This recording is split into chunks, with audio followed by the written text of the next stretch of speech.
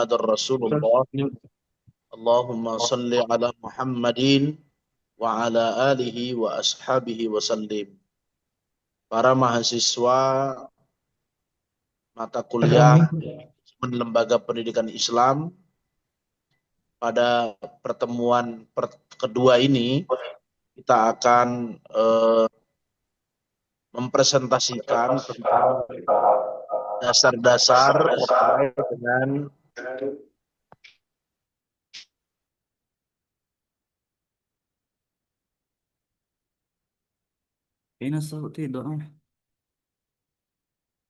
adalah kita akan membahas terkait dengan manajemen lembaga pendidikan Islam.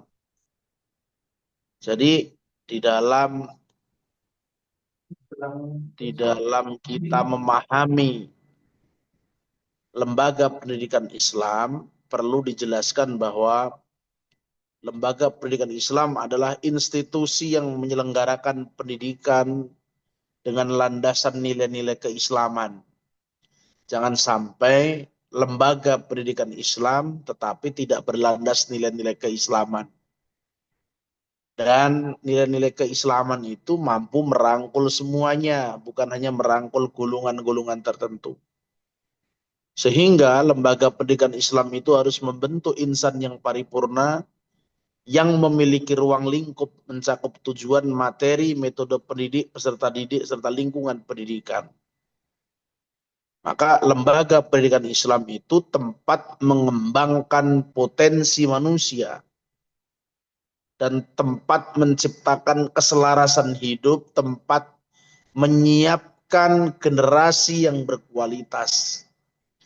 Kalau lembaga pendidikan Islam tidak siap mencetak generasi yang berkualitas, maka kita akan ada masalah pada generasi selanjutnya.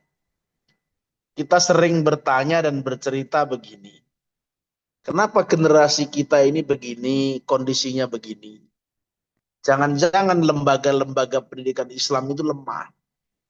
Lemah dalam mencetak manusia yang berkualitas, lemah dalam mencetak manusia yang beriman, berilmu, berakhlak.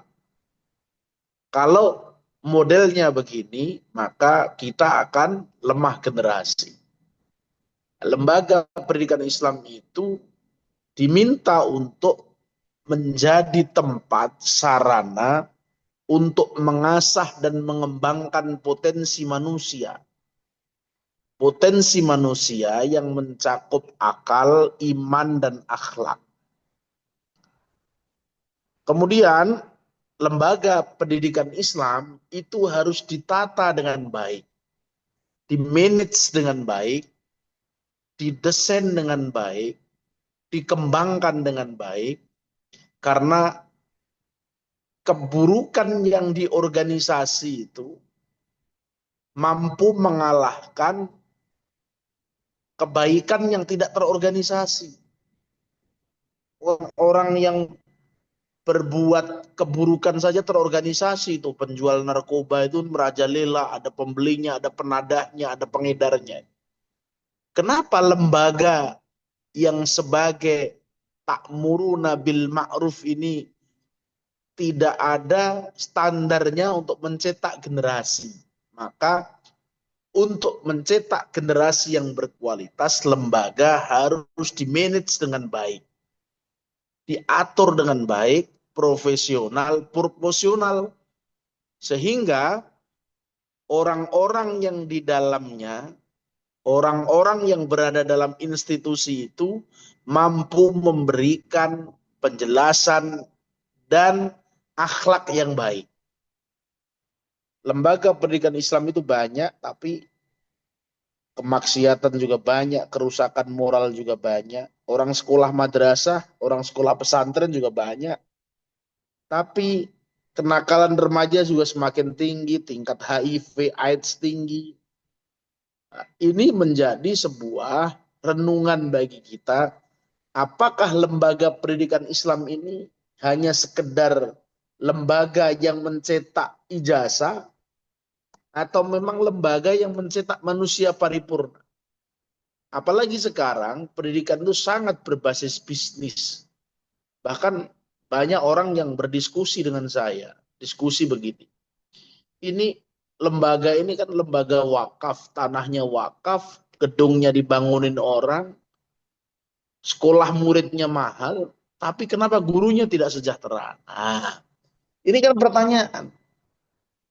Di dalam mengelola saja, dia tidak mampu membangun kesejahteraan untuk orang yang skup kecil.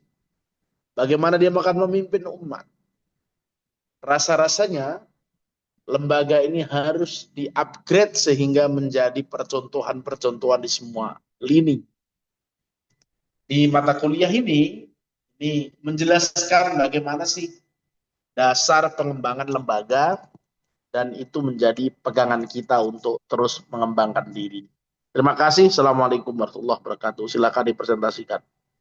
Waalaikumsalam warahmatullahi wabarakatuh.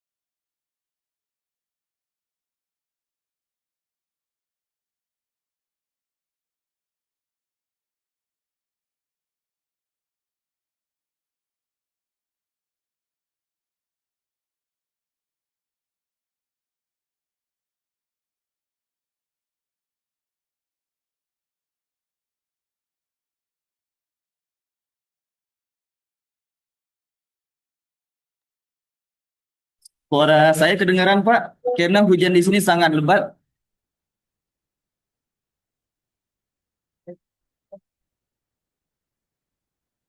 Sauti Mas Mo.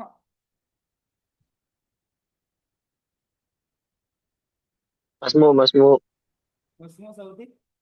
Mas Mo, Nggak bisa Mas Mo. dimulai waktu kita maghrib ke isya sangat sedikit. Kemacetan Bisa di dimulai. sini karena hujan lebat, jadi suara anak nggak kedengeran gitu.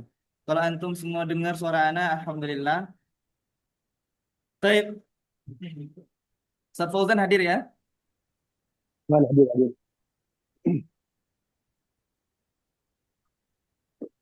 Dimulai aja nih. Episode. Bagi kamu.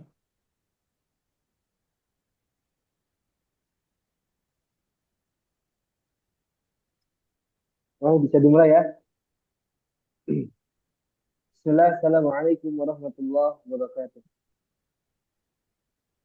Waalaikumsalam warahmatullahi Waalaikumsalam wabarakatuh. warahmatullahi wabarakatuh. Waalaikumsalam warahmatullahi wabarakatuh. Di kesempatan yang mulia ini, insya Allah kita akan membahas. Kita akan mempresentasikan tentang manajemen lembaga pendidikan Islam. Baik. Di zaman sekarang ini, dunia pendidikan Islam nggak bisa cuman jalan dengan semangat dan niat baik saja. Perlu sistem yang rapi, strategi yang jelas, dan manajemen yang mantap. Kenapa? Karena lembaga pendidikan itu bukan cuma tempat belajar, tapi juga tempat lahirnya generasi yang berilmu, berakhlak, dan siap berkontribusi dalam melakukan perubahan manajemen. Dalam lembaga pendidikan yang Islam itu ibarat mesin penggerak. Tanpa manajemen yang baik, semua potensi bisa berantakan. Tapi kalau dikelola dengan benar-benar berbasis nilai-nilai Islam dan profesionalitas, hasil bisa luar biasa. Seperti kata Imam Al-Ghazali, ilmu tanpa amal adalah kegilaan. Dan amal tanpa ilmu adalah kesia-siaan. Yang artinya, pengelolaan pendidikan harus punya ilmu, arah, dan asli dan nyata. Baik, pengertian manajemen lembaga pendidikan Islam. Manajemen adalah proses mengatur sumber daya untuk mencapai tujuan secara efektif, efisien, sebagaimana yang dikatakan George, dikatakan George, perencanaan, perorganisasian, pelaksanaan, dan pengawasan. Dan manajemen pendidikan Islam itu sendiri, pengelolaan lembaga pendidikan berlandasan nilai Islam, bertujuan untuk membentuk insan yang kamil, yaitu berilmu, beriman, dan berakhlak. Dan terdapat 4 pilar, di antaranya taktid, yaitu perencanaan, tanzim, yaitu perorganisasian, tanzim, tanzim, tanfid, yaitu pelaksanaan, raqabah, yaitu pengawasan. Sebentar.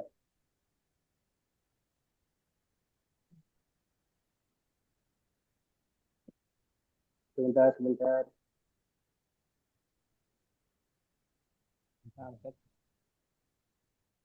Sedikit masalah. Yang tadi. Masalah lanjutan.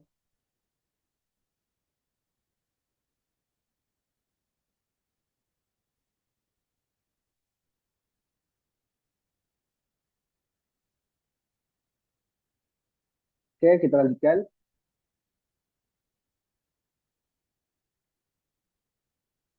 Rumus masalah. Makalah ini bakal membahas beberapa pertanyaan penting. Yang pertama, apa sih pengertian manajemen dalam lembaga pendidikan Islam?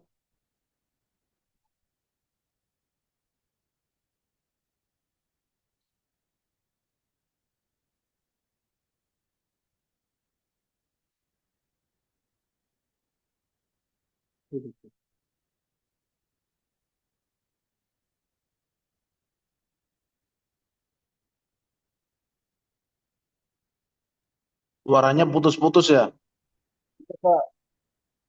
Coba cari teman yang lain yang suaranya tidak putus-putus untuk presentasi.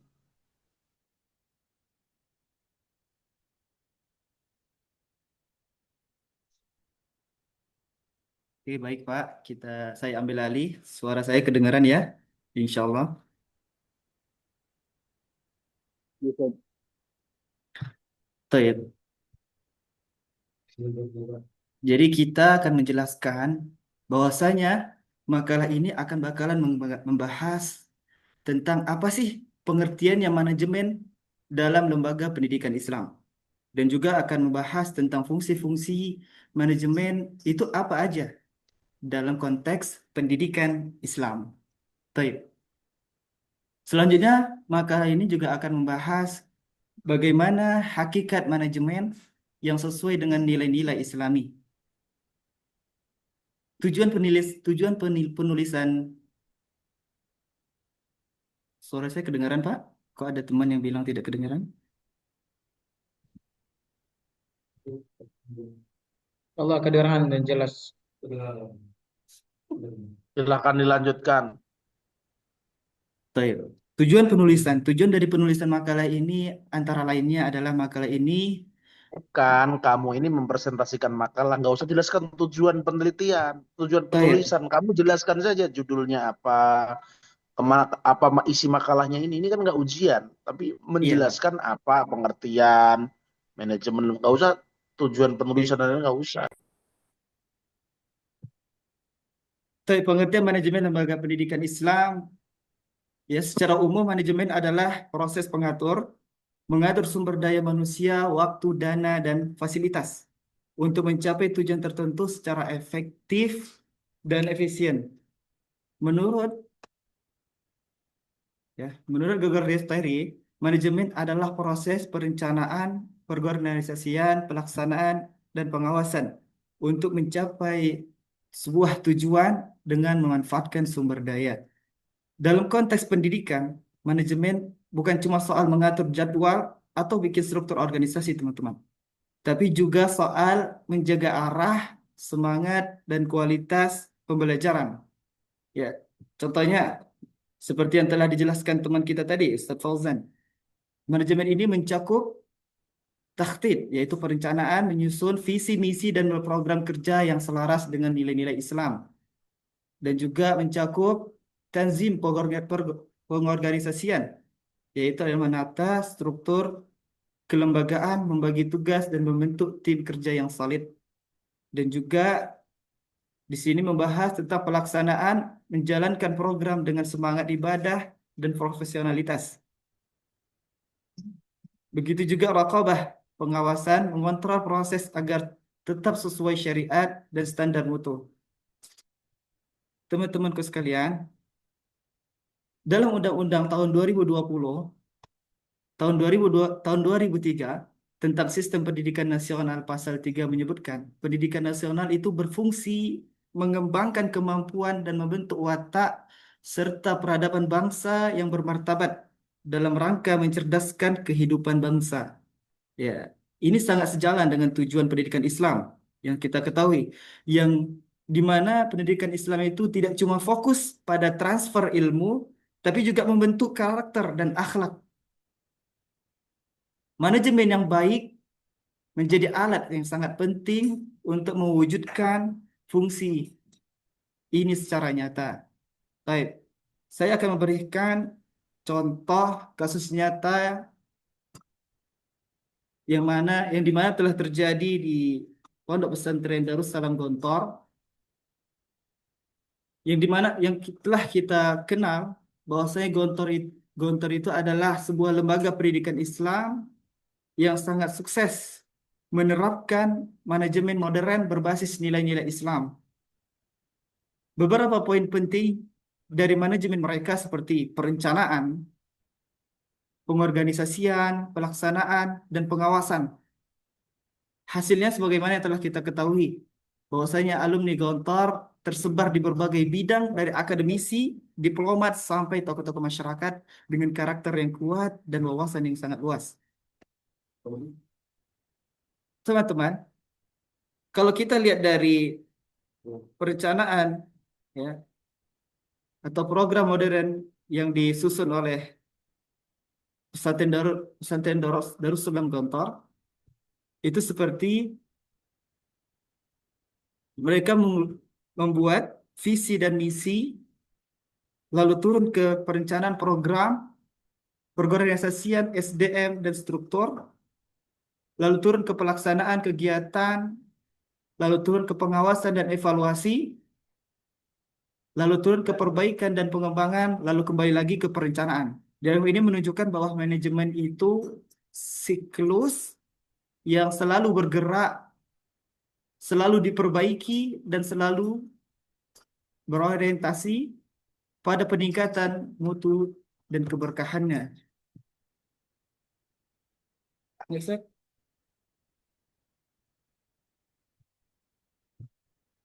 Kabel.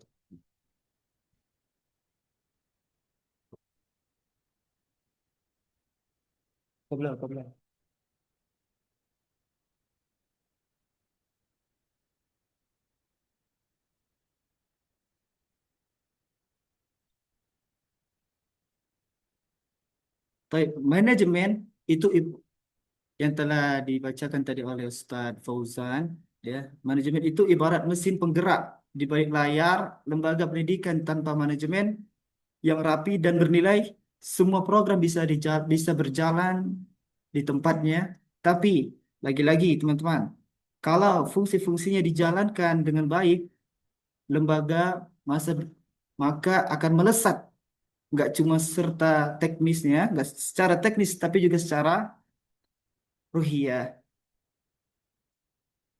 Yuk kita bahas bahasa satu dari perencanaan, yaitu takhtid.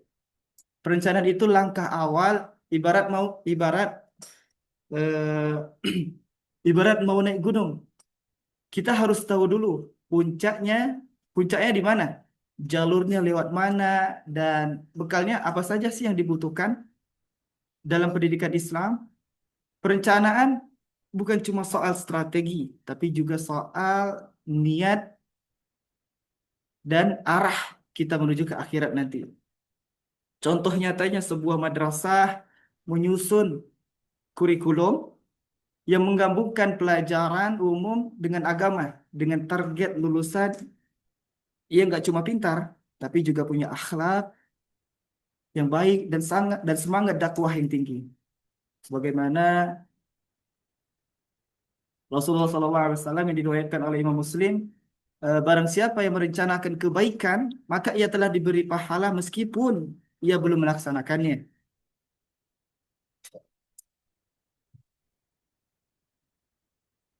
Selanjutnya kita masuk ke pergerakan, yaitu tanfiz. Itu kita bisa bilang pengorganisasian. Kalau perencanaan itu adalah sebuah peta, ya, teman-teman. Kalau sebuah perencanaan itu adalah sebuah peta, maka pengorganisasiannya adalah tim ekspedisinya. Siapa yang jadi navigator, siapa yang jadi pembawa logistik, siapa yang menjaga semangat, semangat teman-teman, semangat anggota timnya. Begitu juga dalam Islam. Pengorganisasian harus adil dan penuh musyawarah. Contoh, saya kasih contoh, sebuah pesantren membagi struktur kerjanya ke bidang akademik, keasramaan, keuangan, dan dakwah. Semuanya punya job desk masing-masing. Dan koordinasi jalan dengan sistem laporan mingguan. Jadi semua laporan mingguan itu terdeteksi. Sebagaimana Allah Ta'ala berfirman dalam surah Asy-Syura, yang artinya dan urusan mereka diputuskan dengan musyawarah di antara mereka. Jadi itulah pentingnya koordinasi, musyawarah. Ya, tanda, saya akan bahas sedikit tanda pengorganisasian yang sehat. Nah, contohnya seperti struktur kerja kerja yang jelas dan efisien. Tugas dan tanggung jawab dibagi adil. SOP dan alur kerja tertata rapi. Begitu juga komunikasi antar bagian, ya antar bagian koordinasi. Contohnya kalau kita contohkan dengan Al-Wafa, itu dari Badr, SMA Putra, SMP Putra, SMP Putri, SMA Putri, Al-Wafa, itu semua terkoordinasikan, tersambung. Jadi komunikasi antar bagian maskulnya, tanggung jawabnya itu berjalan lancar. Dan kita langsung ke pergerakan tanfiz. Tanfiz itu adalah pergerakan. Nah, teman-teman, ini bagian yang paling dinamis. Pergerakan adalah saat semua rencana mulai dijalankan. Ya, di sini leadership dan semangat tim benar-benar diuji. Nggak cukup semua, ya, nggak cukup hanya menyuruh kerja. Harus bisa, di mana ia harus bisa menyuntikkan sebuah motivasi dan ruh dakwah. Contohnya ya, contoh seperti kepala sekolah. Misalnya, kepala sekolah mengadakan suatu briefing mingguan yang isinya bukan cuma teknis, tapi juga tausiah dan motivasi. Guru-guru jadi semangat. Jadi ketika selesai briefing itu, guru-guru pun akan jadi semangat. Bukan karena disuruh, tapi karena merasa punya simpati, atau merasa punya misi gitu. Sebagaimana yang dikatakan oleh Hasan Al-Bannan, beliau berkata, hati yang hidup adalah motor perubahan, maka gerakkanlah ia dengan iman dan ilmu. Taib. Jadi tugas utama penggerak, ya, penggerakan adalah memberi arahan yang jelas, menjaga semangat tim tetap menyala, menyelesaikan konflik dengan bijak, menjaga ritme kerja tetap produktif dan berkah. Baru yang terakhir adalah raqabah. Apa itu raqabah? Raqabah itu adalah evaluasi atau pengawasan. Pengawasan itu, teman-teman, bukan buat cari kesalahan. Sekali lagi ya, saya kasih tahu, pengawasan itu bukan buat cari kesalahan, tapi buat menjaga kualitas evaluasi, ya. Jadi muraqabah itu bukan mencari kesalahan, tapi buat menjaga kualitas. Dan begitu juga evaluasi bukan buat menghakimi, tapi akan tetapi buat memperbaiki.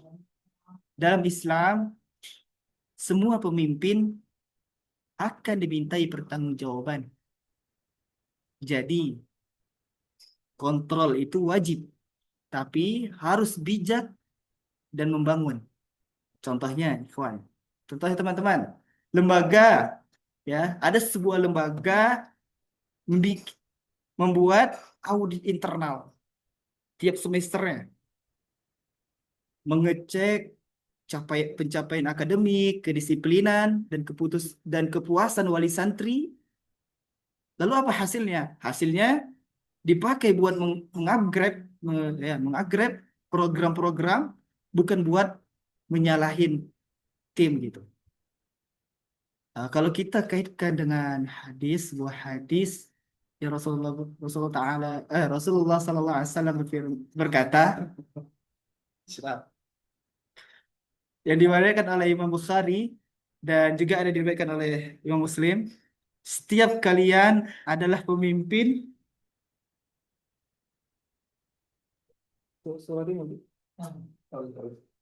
Setiap kalian adalah pemimpin dan setiap pemimpin akan dimintai pertanggungjawaban atas yang dipimpin. Jadi gini, kita tahu di sini Islam itu juga bukan backup bahasanya ya. Islam itu sudah lebih maju dari peradaban kita ini. Next slide.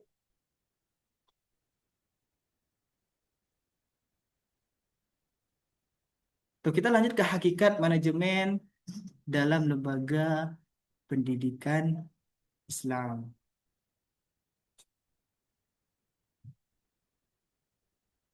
Ya, baik.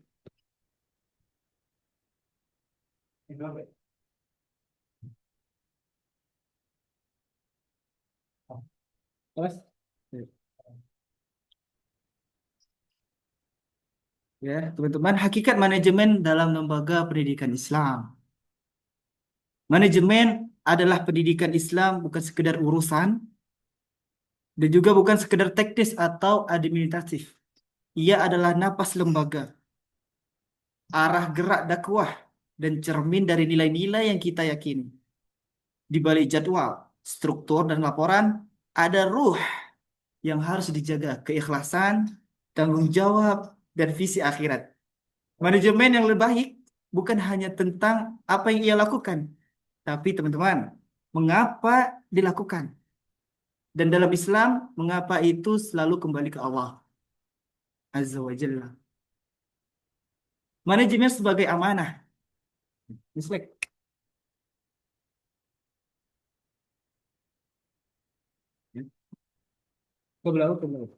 manajemen sebagai amanah. Setiap tugas, ya, teman-teman, setiap tugas dalam lembaga pendidikan adalah sebuah amanah, bukan cuma tanggung jawab ke manusia, tapi juga ke roh alam semesta. Maka pengelolaan lembaga bukan sekedar pekerjaan, tapi suatu bentuk pengabdian. Allah Ta'ala berfirman dalam surah An-Nisa, sesungguhnya Allah menyuruh kamu menyampaikan amanah kepada yang berhak menerimanya. Bagaimana yang dikatakan oleh Syekh Wahab Zuhaili, menegaskan dalam kitabnya Al-Fiqh Al-Islami Al-Adillatuhu, pendidikan adalah penjagaan akal dan pembentukan akhlak. Maka pengelolaannya adalah amanah yang besar yang wajib dijaga dengan ilmu dan takwa. Teman-teman, amanah itu berat, tapi sungguh indah karena setiap langkahnya bisa jadi pahala. Manajemen sebagai ibadah. Ya.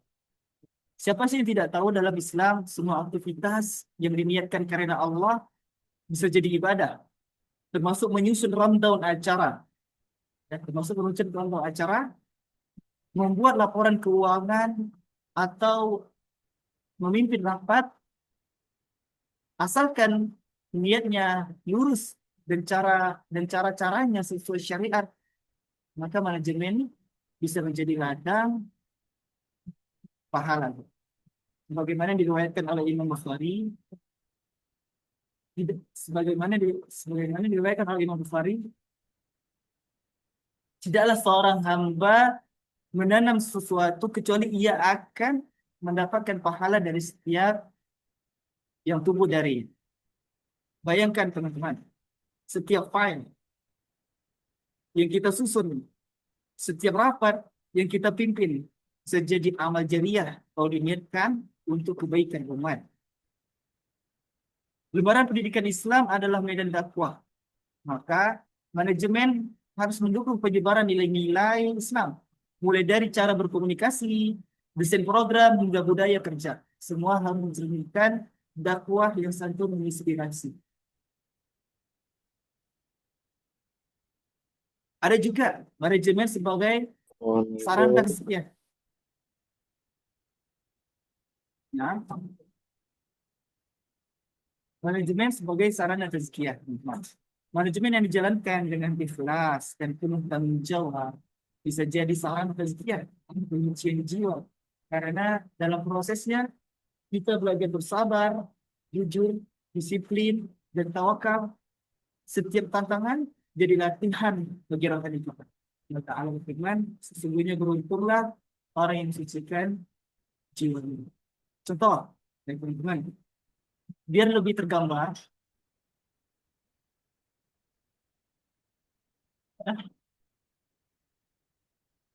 Pak Marzuki nggak ada nih. Sahih? Ustaz, iya. Wah, parah. Parah. Lah, kok hilang? Antum mau ngecek dulu, Ustaz. Anda dan nahan malu nih. Ah, Enggak. Tadi Pak Marzuki bilang sampai ketemu di Kapita Selecta katanya. Bukan di matkul satu lagi, Ustaz. Kalau Ustaz buat kelanjutan matkul ini gimana? Tep. Sikit lagi. Oke? Biar Anda melepas tanggung jawab. Coba nanti ditanyakan Yusuf. Dilanjut nanti atau gimana?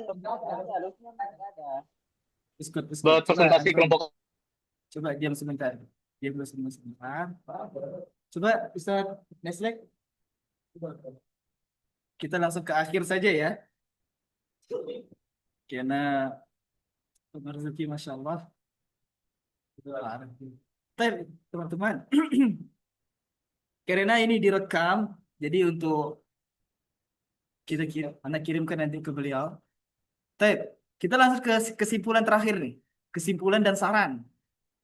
Kesimpulan, manajemen dalam lembaga pendidikan Islam bukan sekedar alat, ya, bukan hanya sekedar alat pengatur, tapi juga cerminan nilai-nilai ilahiyah yang hidup dalam sistem kerja. Dari perencanaan hingga pengawasan, setiap fungsi manajemen memiliki peran penting dalam menjaga arah lembaga agar tetap selaras dengan visi keilmuan dan misi keakhiratan. Hakikatnya teman-teman, manajemen dalam Islam adalah amanah, ibadah dakwah dan tazkiyah. Ia bukan hanya sekedar tentang efisiensi, tetapi tentang keberkahan, bukan juga hanya tentang struktur, tapi tentang roh. Ketika manajemen dijalankan dengan niat yang lurus dan cara yang benar, maka lembaga pendidikan Islam akan menjadi tempat lahirnya generasi yang berilmu. Kita lihat saran dari kita penulis makalah ini, judul ini, pengertian fungsi dan hakikat manajemen lembaga pendidikan Islam. Saran kami untuk pengelola lembaga pendidikan Islam, terapkanlah manajemen yang tidak hanya profesional, tapi juga spiritual. Libatkan nilai-nilai Islam dalam setiap kebijakan dan keputusan. Dan saran kami juga untuk tenaga pendidik dan staf, jadikan setiap tugas sebagai ladang amal, bukan ya. Jadikan setiap tugas sebagai ladang amal, bangun budaya kerja yang saling menghargai, jujur, dan penuh semangat dakwah. Baru pesan kami juga untuk mahasiswa dan santri, pelajarilah manajemen bukan hanya sebagai teori, tapi sebagai bekal hidup. Karena kelak kalian akan menjadi seorang pemimpin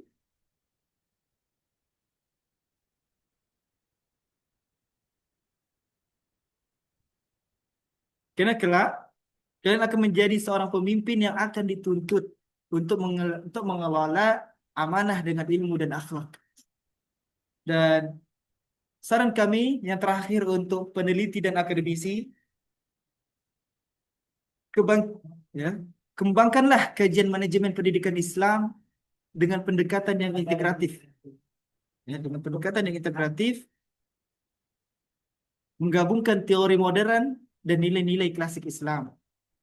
Next slide, Sir. Aywa. Intaha. Baik, syukran ikhwan. Jazakumullah. Baik,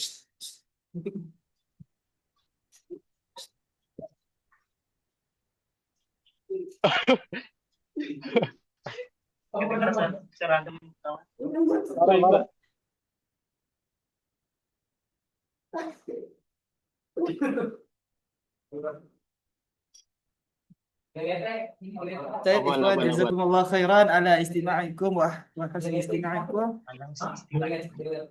Ala istima'ikum. Aywa. Baik. Apa gunanya gugup anak ni? Allah.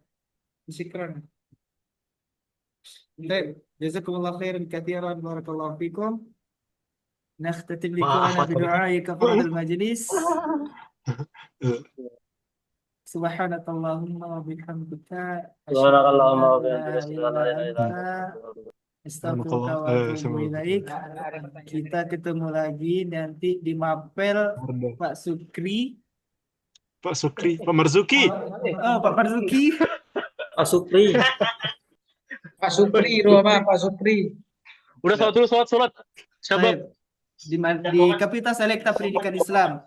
Untuk Ustaz Yaswa, untuk Ustaz Yaswa dan Sebelum Sholat. Tazinukum. Assalamualaikum. untuk Ustaz Yaswa dan teman-temannya untuk mempersiapkan Mas Adin. Kapita Selekta Assalamualaikum Pendidikan warahmatullahi Islam. wabarakatuh.